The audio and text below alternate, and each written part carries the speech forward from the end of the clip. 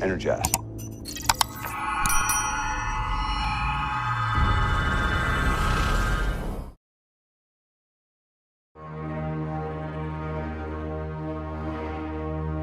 Teleportasi sering muncul dalam fiksi ilmiah sebagai teknologi yang memungkinkan seseorang berpindah tempat secara instan. Karakter seperti Nightcrawler, Goku, hingga kru Star Trek menggunakan teleportasi layaknya alat transportasi sehari-hari, cepat, efisien, dan tampaknya tanpa risiko. Namun dalam dunia nyata, teleportasi belum lebih dari konsep teoretis. Meskipun sains modern khususnya fisika kuantum telah mengembangkan bentuk awal dari teleportasi, pencapaian tersebut baru terjadi pada skala yang sangat kecil di tingkat partikel subatom. Disinilah muncul pertanyaan penting, apa yang sebenarnya diperlukan agar tubuh manusia yang tersusun dari triliunan atom dapat dipindahkan dari satu lokasi ke lokasi lain secara instan? Lebih dari sekedar memindahkan materi, teleportasi menuntun pemahaman dan pengendalian penuh terhadap setiap detail fisik dan kuantum dalam tubuh manusia. Dan tantangan terbesar adalah mungkinkah fenomena yang hanya berhasil pada satu partikel diterapkan pada sistem biologis yang sangat kompleks seperti tubuh manusia. Dalam fiksi, teleportasi sering digambarkan sebagai proses instan dan sempurna. Seseorang menghilang dari satu tempat lalu muncul kembali di tempat lain tanpa penjelasan teknis yang rumit. Tidak ada jeda, tidak ada kesalahan, dan tidak ada konsekuensi fisik. Namun ketika sains mencoba mendekati ide ini, realitasnya jauh lebih kompleks.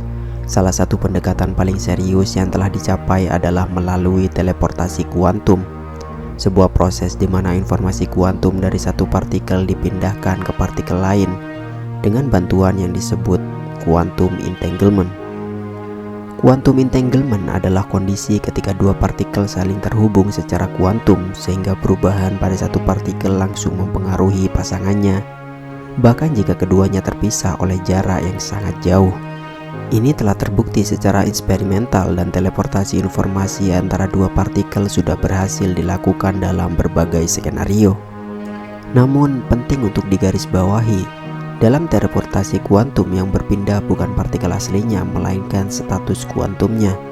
Artinya partikel tujuannya menjadi versi baru yang memiliki keadaan identik dengan partikel awal, sementara partikel asli biasanya tidak lagi ada. Ketika kita berbicara tentang manusia, itu berarti seluruh tubuh harus dibaca, diurai, dan dibangun kembali dari nol dengan presisi atom demi atom. Ini tantangan utama dalam membawa teleportasi keluar dari dunia fiksi dan masuk ke realitas fisik. Sekarang bayangkan jika teleportasi tidak lagi sekedar teori atau fiksi ilmiah. Bagaimana jika suatu hari nanti teknologi ini benar-benar dapat diterapkan pada tubuh manusia? Untuk mewujudkannya, kita perlu memahami bahwa tubuh manusia terdiri dari sekitar 30 triliun sel, dan masing-masing sel tersusun dari miliaran atom. Teleportasi akan menuntut pemindaian menyeluruh terhadap setiap posisi, orientasi, dan keadaan kuantum dari semua partikel tersebut. Informasi ini harus dikirim dan dibentuk data ke lokasi tujuan, dan digunakan untuk membangun ulang tubuh dari awal menggunakan materi yang tersedia di tempat tersebut. Tantangan paling mendasar terletak pada skala dan ketepatan. Proses ini bukan hanya seperti menyalin file komputer, melainkan seperti menyusun ulang seluruh sistem biologis dan neurologis manusia hingga detail terkecil. Bahkan kesalahan satu atom pun bisa berarti kerusakan fatal pada fungsi tubuh atau otak. Selain itu, hukum fisika kuantum sendiri membatasi proses ini. Prinsip no cloning menyatakan bahwa kita tidak bisa menggandakan status kuantum secara sempurna. Artinya, versi asli kemungkinan besar harus dihancurkan demi menciptakan versi baru, bukan duplikat, melainkan satu-satunya salinan. Dengan semua kompleksitas tersebut, pertanyaannya bukan hanya bisakah kita melakukannya, tetapi juga apa yang sebenarnya kita pindahkan.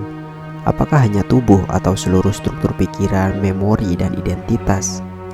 Jika teleportasi manusia suatu hari berhasil diwujudkan, dampaknya terhadap peradaban akan sangat besar dan luas. Yang paling jelas adalah dalam hal transportasi, tidak lagi membutuhkan pesawat, mobil, atau kereta. Perjalanan lintas benua, bahkan antar planet bisa dilakukan dalam hitungan detik.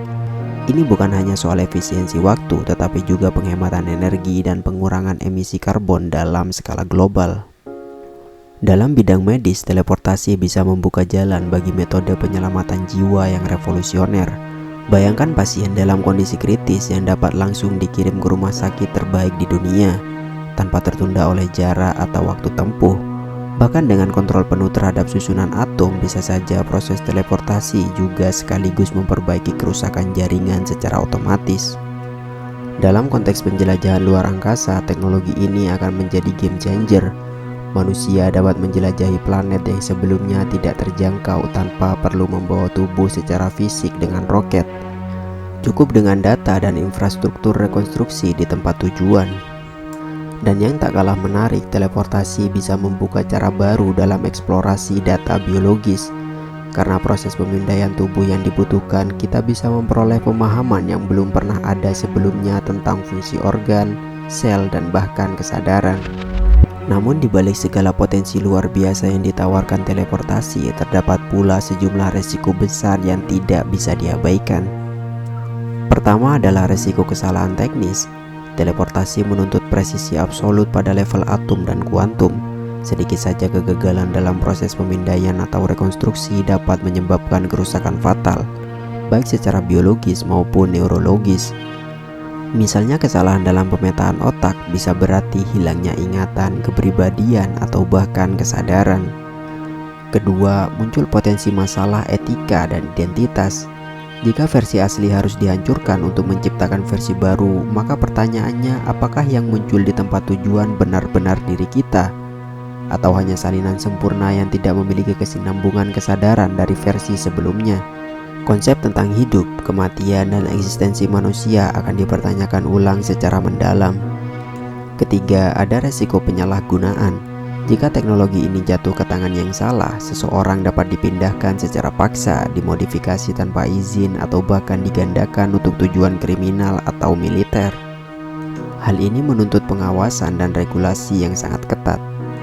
Dan yang tak kalah penting, ketimpangan akses terhadap teknologi ini bisa memperlebar jurang sosial. Jika hanya segelintir orang yang mampu menggunakan teleportasi, maka akan lahir bentuk baru dari ketidaksetaraan global. Bukan lagi soal kekayaan, tetapi soal kemampuan melampaui batas ruang dan waktu. Teleportasi sebagaimana digambarkan dalam fiksi adalah teknologi yang tampak mustahil namun tetap menggoda imajinasi. Dalam dunia ilmiah, konsep ini perlahan mulai disentuh melalui eksperimen-eksperimen pada tingkat kuantum, yang meskipun masih terbatas, membuka pintu bagi kemungkinan yang lebih besar di masa depan. Jika suatu hari teleportasi manusia menjadi kenyataan, dunia akan berubah secara fundamental. Mobilitas, pengobatan, eksplorasi luar angkasa, dan bahkan pemahaman tentang diri manusia akan memasuki babak baru. Namun bersama potensi itu muncul pula resiko yang sangat besar, baik secara teknis, etis, maupun sosial. Pertanyaannya bukan lagi sekedar bisakah kita melakukannya, melainkan haruskah kita melakukannya? Sebab teleportasi tidak hanya menantang batas teknologi, tetapi juga menyentuh inti dari apa artinya menjadi manusia.